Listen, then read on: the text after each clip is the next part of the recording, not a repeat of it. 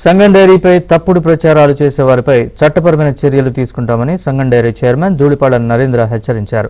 గుంటూరు జిల్లా వడ్లమూడిలోని సంగం డైరీలో 12వ సర్వసభ్య సమావేశం జరిగింది. ఈ సమావేశంలో డైరీ నుంచి పశుదాణా నూతన ఉత్పత్తుల్ని ఆవిష్కరించారు. ఈ క్రమంలో తిరుమల తిరుపతి దేవస్థానానికి నెయ్యి సరఫరా చేసే అవకాశం సంగం డైరీకి దక్కడం అదృష్టంగా భావిస్తున్నామన్నారు సంగం డైరీ చైర్మన్ ధూళిపాళ్ల నరేంద్ర. సంగం డైరీని కుప్పకూల్చాలని గత వైసీపీ ప్రభుత్వం ప్రయత్నించిందని, ఎన్ని ఉడుదొడుకులు ఎదుర్కొని సంగం డైరీని ఇతర ప్రాంతాలకు కూడా విస్తరణ చేస్తున్నట్లు తెలిపారు.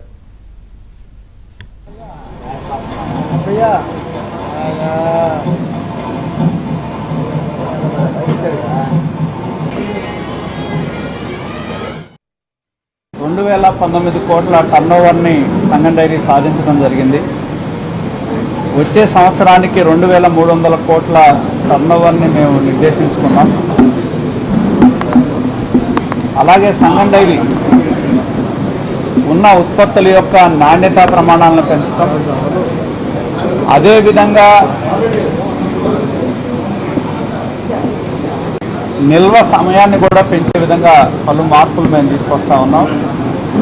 దానిలో భాగంగా పన్నీర్ విభాగాన్ని 2.5 కోట్ల రూపాయలతో మేము ఆధునీకరించి రేపు దసరా రోజు మేము ప్రారంభించి ఉత్పత్తుల్ని మార్కెట్లోకి తీసుకొస్తాం.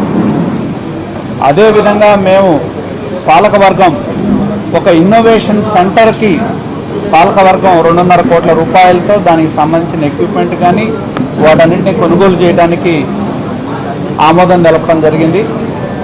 ఒక 3 నెలల కాలంలో ఆ ఇన్నోవేషన్ సెంటర్ని మేము ప్రారంభిస్తాం.